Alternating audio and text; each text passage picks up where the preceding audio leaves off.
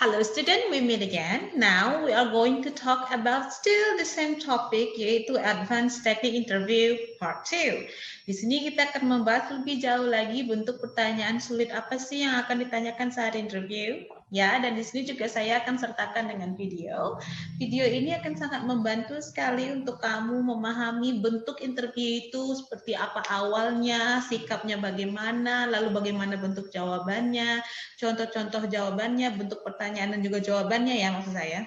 Nah, di situ saya akan memberikan kamu penjelasan lebih lanjut dan saya harap kamu menonton video ini sampai selesai karena kalau enggak berarti kamu nggak dapat informasinya, nggak dapat nanti penjelasannya itu nggak ngerti gimana caranya, kok begini ya. Jadi kita mulai saja.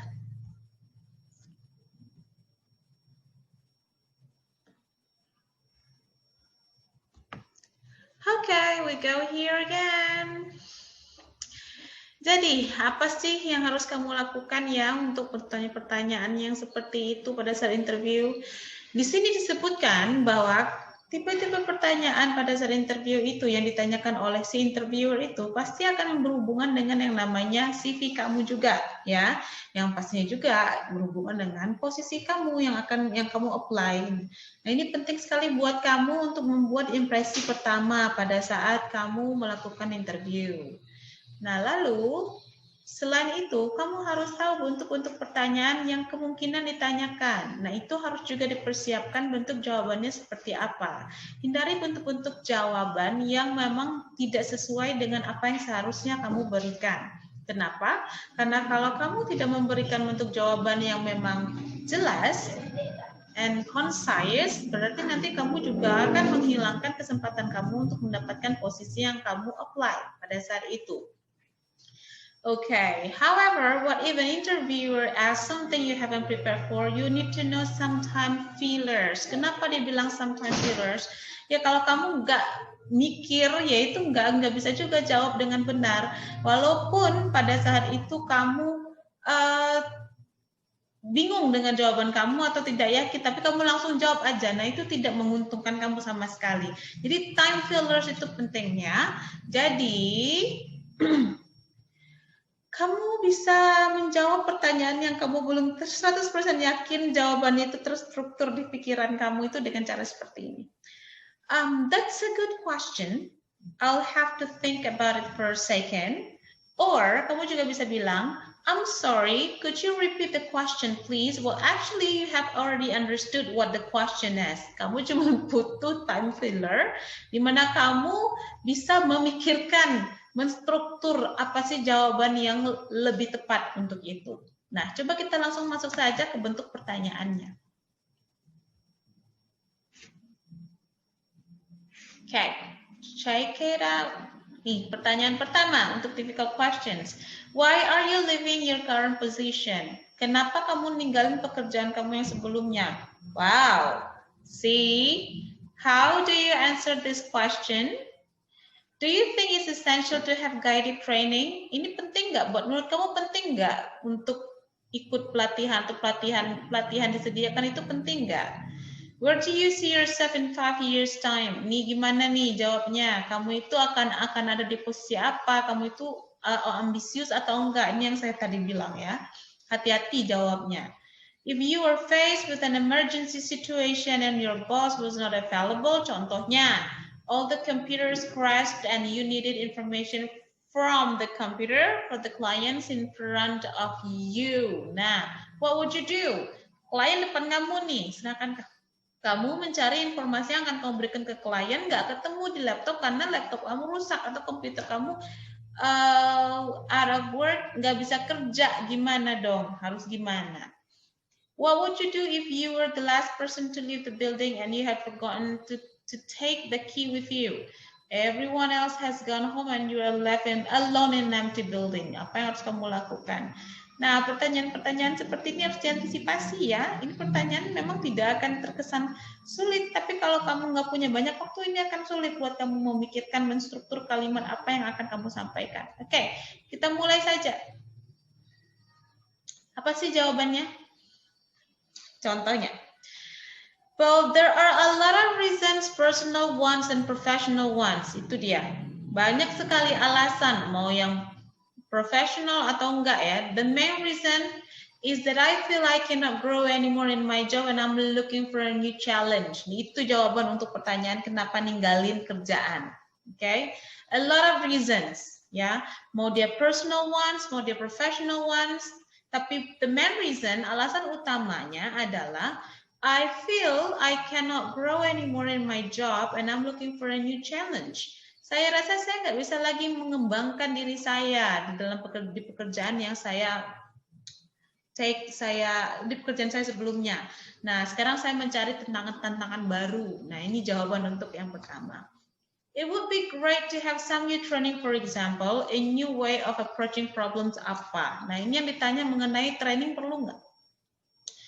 Or we can say guided training. No, I suppose that training does not have to be guided necessarily, but I do think that some training at the start would be useful. So just to make sure that the job was being done by the way the company wanted to be done. Ini kalau kamu nggak butuh training, kamu cukup sampaikan bahwa kamu tidak membutuhkan training ya menurut kamu, karena menurut kamu itu beberapa training pada awal sudah sangat cukup berguna, jadi kamu nggak butuh lagi. I'm not sure I'd have to be in that situation to be able to give you an honest reply, but I think I would. Nah, ini pertanyaannya mengenai kalau kamu ada masalah gimana? Laptop kamu nggak bisa dipakai, komputer kamu tidak bisa bekerja, sedangkan kamu depan kliennya. Kamu jawab saja, saya nggak yakin apa yang harus saya kerjakan, karena saya harus ada di posisi itu dulu, di kondisi itu dulu, baru saya bisa kasih kamu jawaban yang jujur. Nah, dengan begitu, kamu menunjukkan bahwa kamu tidak pernah dalam posisi seperti itu, tapi kalau kamu memang harus memberikan jawaban, ya kamu cukup bilang, I think I would, apa gitu ya. Then, well, if that situation happened, I don't know. I don't think it would happen because I take a lot of care and I'm left in charge of important things like locking up. I think I would telephone my boss or the relevant key holder. Nah, ini untuk pertanyaan terakhir. Dia nggak yakin apa yang harus dia jawab, jadi dia nggak tahu. Tapi kenapa? Karena dia memang tidak akan membiarkan situasi itu terjadi. Nah, ini bagus sekali jawabannya ya. Tidak akan membiarkan diri dia itu lalai untuk hal yang kecil seperti itu. Tapi mungkin ya dia akan nelpon bosnya kalau itu terjadi. Dia akan nelpon bosnya atau orang yang memang memegang kunci. Nah, selesai sudah untuk meeting kita. Pembahasannya saya akan memberikan bentuk pertanyaan-pertanyaan selanjutnya di video selanjutnya yang saya gabung di sini. Jadi kalau kamu masih memiliki pertanyaan, silakan saja tanya di grup dan kita akan bahas lagi. Untuk tugas, persiapkan diri kamu untuk melakukan individual job interview or mock test ya, mock interview. Di next meeting saya akan lakukan itu, kamu akan kontak saya berdasarkan jadwal yang saya kasih. Kita akan melakukan Zoom meeting. Di Zoom meeting itu kamu akan saya berikan interview. Jadi ini seperti video conference interview. Okay? So thank you so much, and I hope you enjoy the lessons I have given you for the whole semester. Semoga lulus ya ujiannya, and good luck. Bye bye.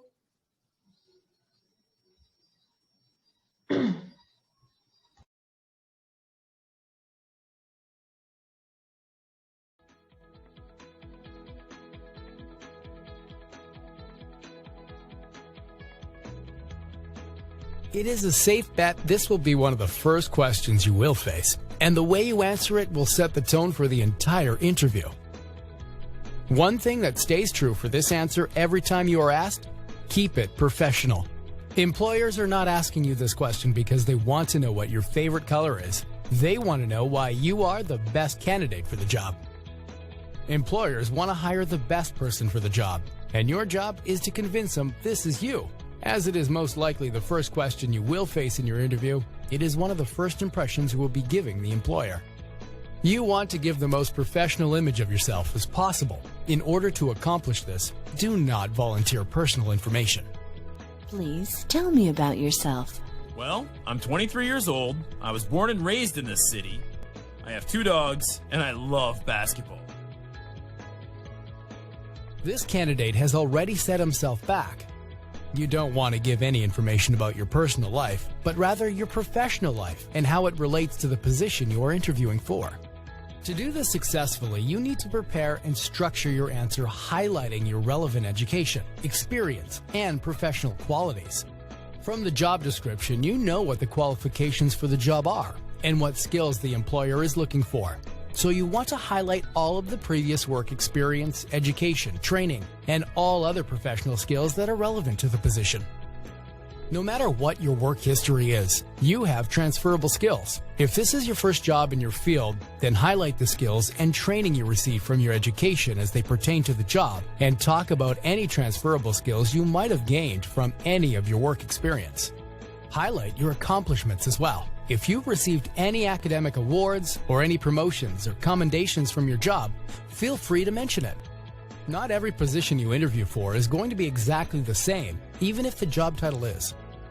Each company has different needs, so study the job description and figure out exactly what it is they're looking for. Once you figure out what the employer is looking for in a candidate, your job is to be that person. So emphasize the skills and qualifications you have that relate to the job specifically. Try to keep your answers in chronological order. You do not have to recap your professional history year by year, but detailing the experiences and skills that you have gained as you attain them in an organized fashion will leave a good impression on the employer. Your resume can help you with this, as it is in chronological order, and can help you set a timeline. Now that you have the structure, here is a good example. Please tell me about yourself. Let's see. I believe I have a very solid background in medical assisting. I earned my degree in medical assisting where I learned valuable skills such as taking vitals, administering injections, explaining treatment procedures to patients, preparing patients for examination, and assisting the physician with examinations. While earning my degree, I worked in customer service at ABC Pharmacy for 3 years as well, where I gained valuable communication skills and learned how to address customers' needs, which enables me to relate and effectively communicate with patients and their needs. I also completed an internship at a health clinic while in school, where I picked up more valuable skills, including updating patient files and medical records, handling correspondence, scheduling appointments, arranging for hospital admission, and helped make sure the office ran smoothly. These are all valuable skills which I will hopefully be able to apply to this position and bring to your office. Remember, when answering the question, tell me about yourself. Keep it professional and do not give any personal information. Highlight your skills from your relevant education and training that will help you in the position. Tell them your work history and transferable skills as it relates to the job you are interviewing for. And do so in an organized, chronological fashion.